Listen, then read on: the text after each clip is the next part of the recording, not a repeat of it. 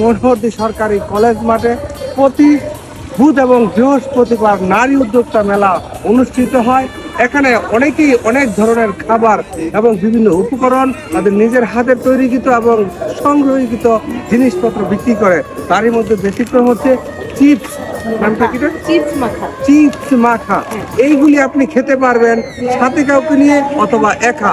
কিন্তু আপনাদেরকে আমি এখন দেখাবো চিপস মাখাটা কিভাবে মাখানো হয় এবং কেনই বা এত জনপ্রিয় হয়। এই কাছে দেখা আমাদের চিপস যা যা পছন্দ মতো চিপস করে হচ্ছে শসা কুচি, গাজর কুচি, ধনিয়া পাতা, টমেটো, কাঁচামরিচ, লেবু, স্পেশাল চিকেন, তারপরে আমার বানানো স্পেশাল মেয়োনিজ, তারপর হচ্ছে টমেটো সস,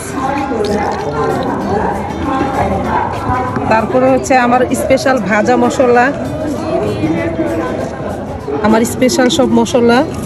তারপর এটাকে শুধু নাড়াচাড়া, এটাকে ভালো মতো নাড়াচাড়া করলে স্পেশাল চিপস মাখা। ঢাকায় বেচে 100 টাকা, আমরা ডিগ্রি কলেজ মাঠে মাত্র বেশি 80 টাকা করি। আপনার এই চিপস ডেলি কিরকম চলে? হ্যাঁ, প্রতিদিন আপনার 16-17টা চিপস যায় আল্লাহর রহমতে। ভালো।